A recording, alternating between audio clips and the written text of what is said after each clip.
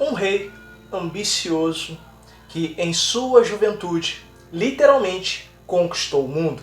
No vídeo de hoje vamos estar falando sobre um dos mitos mais conhecidos na história humana, em que um rei do mundo antigo conseguiu literalmente conquistar maior parte de todo o território sobre a Terra. Entretanto, não conseguiu usufruir, perdendo sua vida ainda na juventude. Hoje estaremos falando de um rei que começou o seu reinado numa batalha e finalizou em cima de uma cama doente. Hoje estaremos falando sobre um homem que se tornou um grande mito e ainda é cantado os seus versos. Hoje estaremos falando sobre Alexandre o Grande. Não perca nenhum detalhe do que será dito aqui no canal Jornada na História.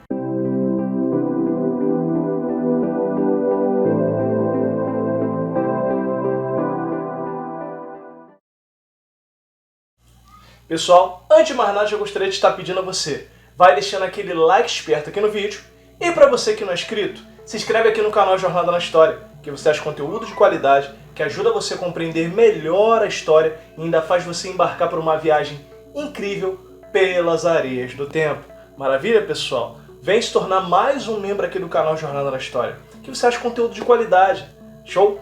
Bom, pessoal, hoje vamos estar falando a respeito de Alexandre o Grande, mas esse tema que nós vamos estar falando aqui, vocês escolheram lá no Instagram do Jornada na História. Se você ainda não nos segue, você pode estar nos seguindo, porque lá você também pode estar encontrando conteúdo de qualidade, pessoal. E lá você consegue conversar comigo. Bom, eu coloquei uma enquete, vocês votaram e vamos estar falando sobre Alexandre o Grande. Talvez você conheça esse nome, mas você conhece essa história?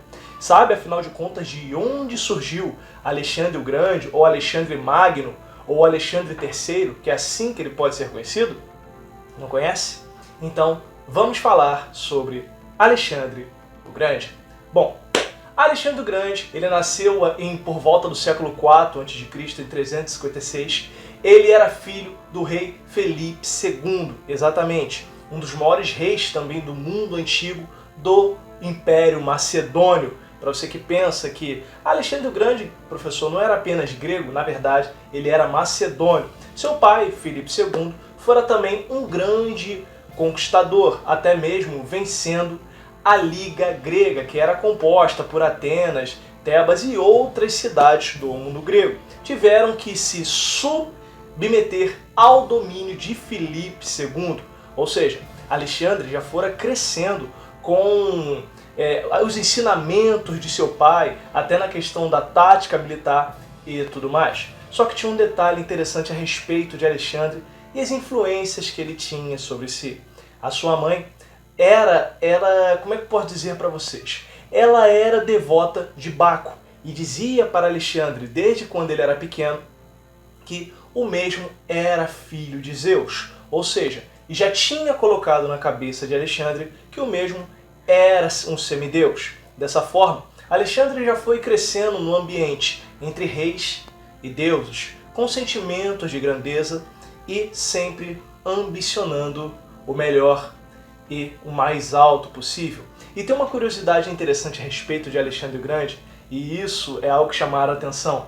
O seu tutor foi nada mais, nada menos que Aristóteles. Sim, um dos grandes filósofos da filosofia grega, que o auxiliou na questão de retórica, o educou nas letras e tudo mais. Ou seja, Alexandre cresceu sob influências poderosas e muito fortes. Bom, ocorreu que quando Filipe já estava com seu planejamento de domínio e tudo mais sobre algumas regiões, o mesmo em 336 fora assassinado.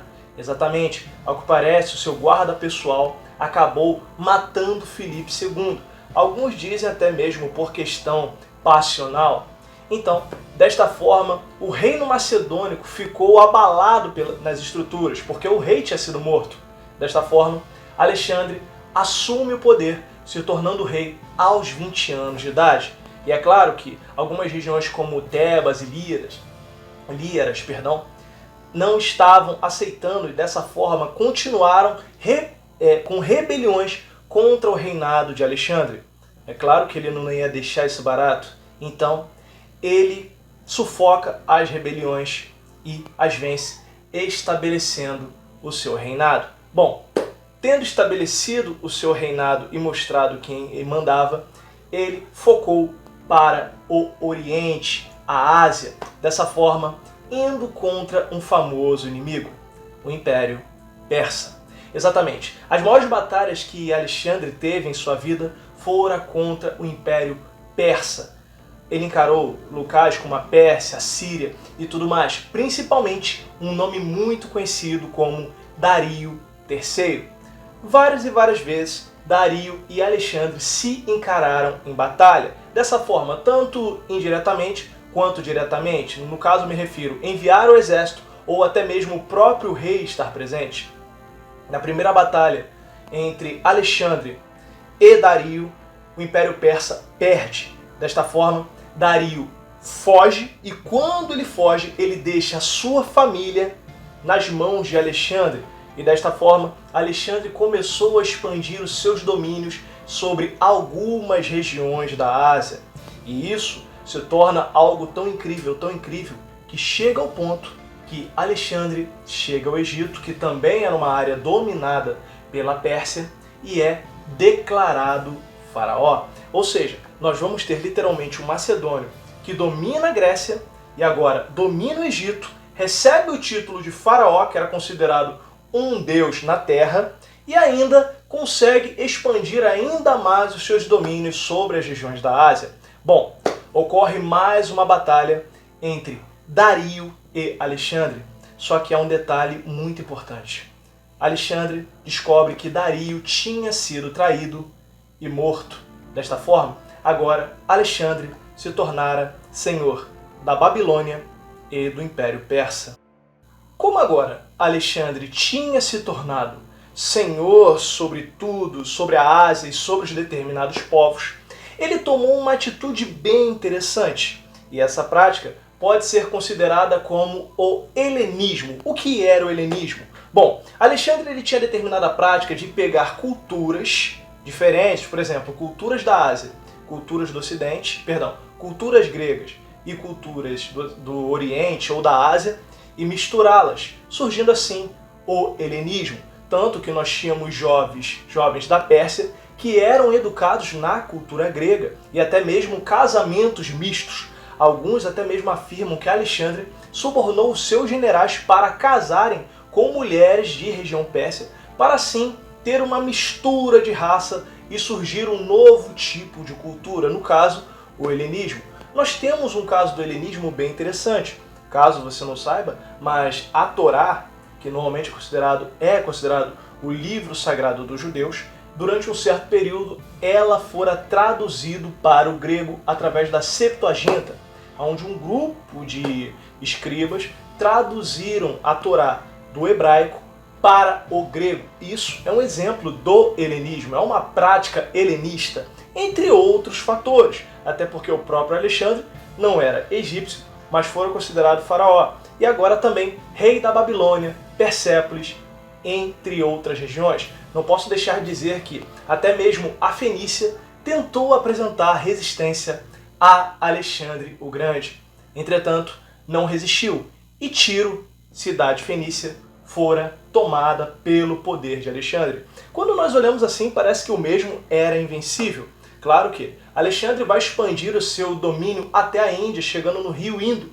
Entretanto, ao chegar naquela região, Alexandre sofre a sua pior derrota que alguém poderia imaginar. Ele literalmente recebe a notícia que os seus soldados estavam cansados de lutar. Seus homens já estavam há 8 anos em batalha e sentiam saudade de suas famílias, estavam cansados de tudo aquilo. Entretanto, como seus soldados recusaram, não poderia avançar, tendo Alexandre tendo que retornar para satisfazer o seu exército. E quando nós olhamos isso, nós podemos perceber como o Império de Alexandre se expandiu e como era tão importante o seu exército. E você deve estar se perguntando, professor, Alexandre, ele se casou, ele teve mulher? Sim, ao que parece, Alexandre fora casado 3 vezes com mulheres da região persa. Só que o que acontece? Seus filhos eram muito pequenos e vira e mexe foram mortos por antagonistas ao governo de Alexandre. Por isso, ele não tinha herdeiros. E uma coisa bem triste também a se dizer a respeito de Alexandre o Grande é que aos 32 anos ele pegou uma febre tifoide ou uma febre muito forte e faleceu em 323. O Império de Alexandre o Grande não durou muito. Entretanto, ele deixou uma marca inédita no mundo. E não foi apenas a história de suas conquistas e tudo mais. Ele fundou cidades conhecidas como Alexandrias. E essa cidade, Alexandria, a mais conhecida fora a que se encontrava, no caso, na região do Egito, que infelizmente, depois de um certo tempo, sofreu um incêndio. E a pergunta que se faz: e o Império de Alexandre? O que aconteceu com ele, já que o rei estava morto? Bom, o Império de Alexandre foi dividido entre seus 4 generais, e cada um ficou com uma região. E eu quero destacar um aqui em especial, que no caso era Ptolomeu. Ptolomeu ficou com o Egito, iniciando uma nova dinastia de faraós, a dinastia dos Ptolomaitas. E você sabe qual rei ou rainha surgiu dos Ptolomaitas? Não sabe? Simples, Cleópatra. Exatamente, a rainha conhecida por ter engatado um romance com um ditador romano conhecido como Júlio César e também um dos seus companheiros, Marco Antônio.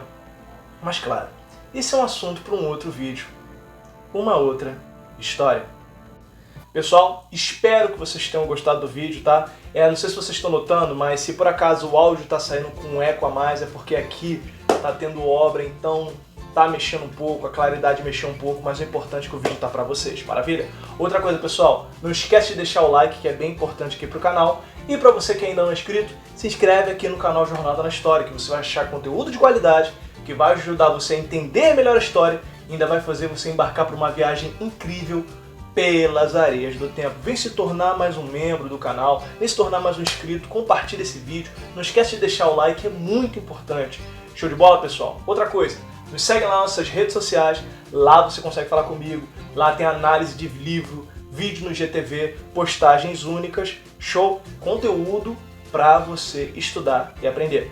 Bom, pessoal, eu vou ficando por aqui, você continua estudando, se esforçando e para você que está de férias, descanse e aproveite, mas sempre de olho nos seus sonhos. Um excelente final de semana, pessoal, até o próximo vídeo, tchau, tchau!